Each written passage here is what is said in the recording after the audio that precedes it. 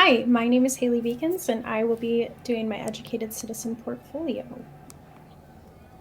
So my public issue that I chose this semester is the relation of seed oils, ultra-processed foods, and added sugars on chronic diseases and insulin resistance.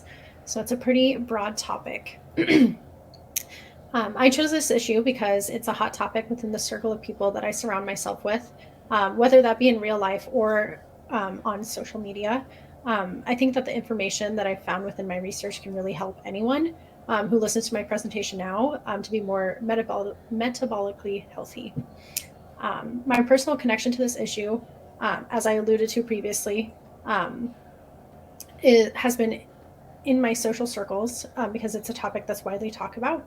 I follow a lot of doctors and other people within the healthcare field that have done their own research on the specific parts of the project, such as like seed oils in particular, or how to reverse insulin resistance, or other parts of being metabolically healthy and reversing chronic diseases.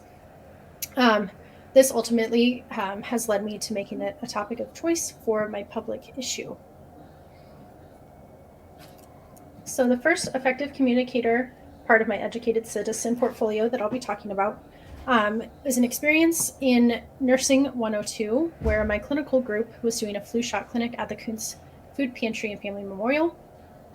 Within this experience, I observed one of my group members speaking Spanish and explaining what we were doing in a way that other people would understand.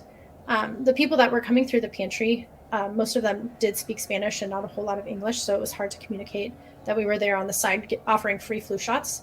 So it did open my eyes that, especially in healthcare, people don't always speak the language that you're speaking or can communicate the way that you communicate. I did learn that as an effective communicator, it's imperative to provide the best ways to convey a message, whether that be through the use of nonverbal communication, a different language, such as Spanish in this instance, written material, or another way of relaying information. Connecting this to my public issue, through the research that I've conducted on insulin resistance and chronic diseases, I can tie this in with Hispanic men and women because they are actually at a greater risk of developing chronic diseases. It's been clinically studied and proven that people with Hispanic heritage do have more instances of chronic diseases. So it is important to communicate a healthy lifestyle choice and choices with everyone, even if it's in a different language, just to make sure that they best understand the information. My second experience for my effective communicator, we'll be talking about my experience within home healthcare. So I work in home healthcare, and I wrote about the passing of one of my clients and how that actually made me reflect on the care that I provided with him, and then the areas that I could actually improve. I learned that conveying my message of whatever it may be, with acceptance of other people's opinions and their voice, with my own discretion and meaning, and conveying that in the way that I feel is of the utmost importance, especially in the healthcare field. I continue to make conscious efforts in the words that I say and the actions that I take. I do want to convey messages clearly and thoughtfully. I don't want to waste people's time with constantly repeating myself of spewing out the same information. So I do want to be concise about what I'm saying, and I want to have the correct information in front of me at all times.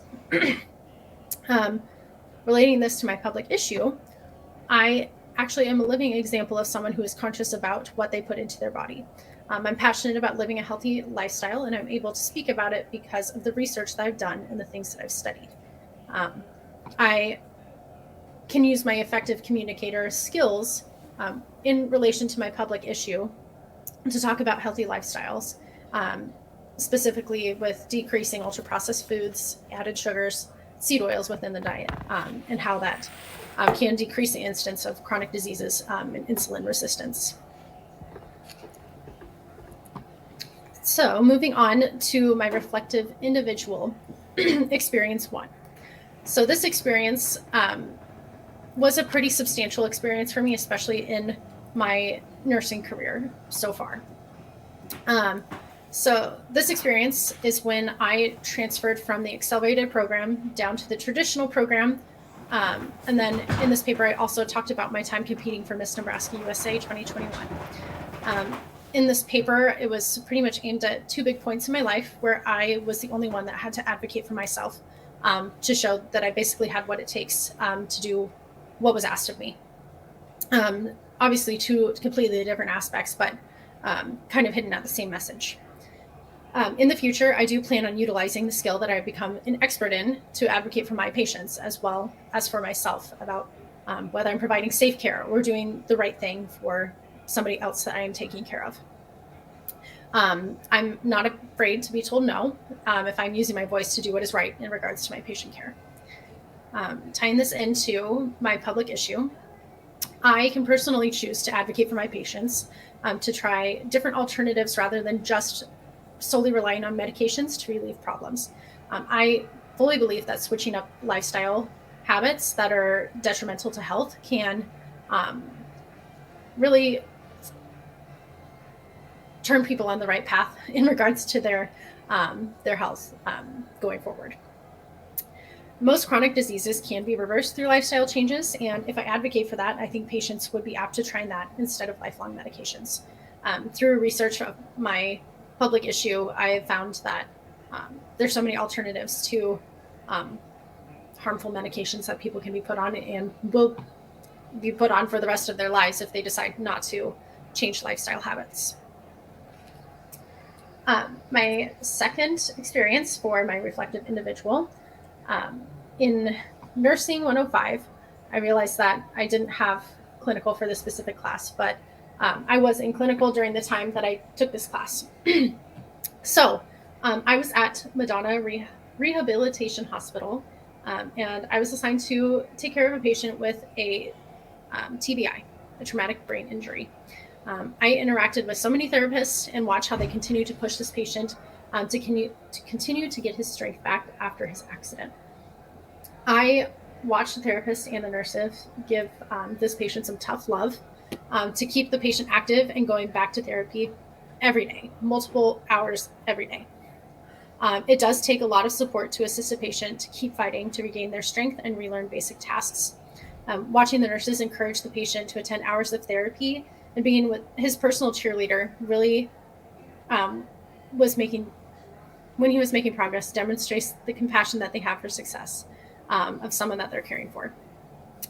Tying this into my public issue, tough love was the takeaway from this experience. And even though the patient was struggling through tedious therapy, it was to his benefit that he kept showing up and kept putting in the work. Making healthy lifestyle choices might be quite tough for some people, but continuing to do the right things will definitely pay off in the long run. Taking those small steps, taking a big goal, breaking it down into small steps can make it very manageable for people to do, even if it does seem like a scary goal. Okay, so moving on to my change agent experience 1. So this experience was interesting in the fact that I had never heard this language before. I had an interaction with a patient that I was assigned also at Madonna Rehabilitation Hospital, and she was from Eritrea. If you don't know, that is a country in Africa, and I don't remember the exact language that she spoke, but finding a translator, we had to wait about 10-15 minutes to find somebody that spoke the language and the specific dialect that she spoke as well. So going into this experience, I had assumptions based on where she was from and what her social norms would be, because they're probably different than mine, and her view of medicine would also be a little different than how I view medicine as well. Being exposed to people from completely different backgrounds continually throughout my life has led me to having kind of a better understanding of my own cultural background and respecting those that differ from mine.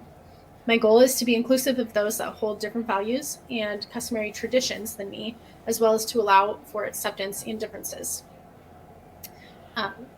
So relating this to my public issue again, people have all different opinions when it comes to lifestyle management and different ways of handling disease processes. Some people rely solely on lifestyle as managing their diseases or eliminating their disease processes, and some people solely rely on medications for that. Metabolic diseases, as well as chronic diseases, can be managed by medications. In Western medicine, like here, they usually are. But people that like holistic approaches are more apt to changing lifestyle behaviors first. Okay, so my second experience was a little bit more recent. So this experience, I was in the critical care unit, and my patient was diagnosed with chronic kidney disease, liver failure, and many other diseases due to his personal lifestyle choices. He smoked about 2 to 3 packs a day and had a full bottle of whiskey about every week. I was able to talk to this patient about lifestyle choices that led him to the hospital and what he might do once he's out. Obviously, getting yourself into the critical care unit might be a reason to change lifestyle habits and see maybe where the problem has lied before. This experience allowed me to talk about my life that I led and hopefully influence the patient to modify their lifestyle in some small aspects.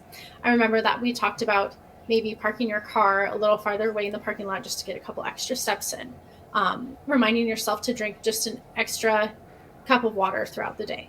Like I mentioned before, breaking up a big goal into smaller pieces makes it more manageable for people.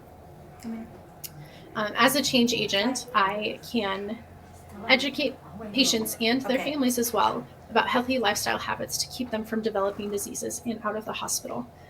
Through the research that I've done and then things that I've continued to learn, talking about added sugars, seed oils, and ultra-processed foods and their harmful effects on the human body, I think that continually educating multiple people will lead to a bigger change.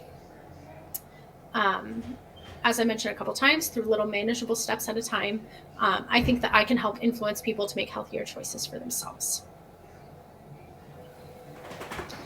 In conclusion, making healthier lifestyle choices to prevent chronic diseases can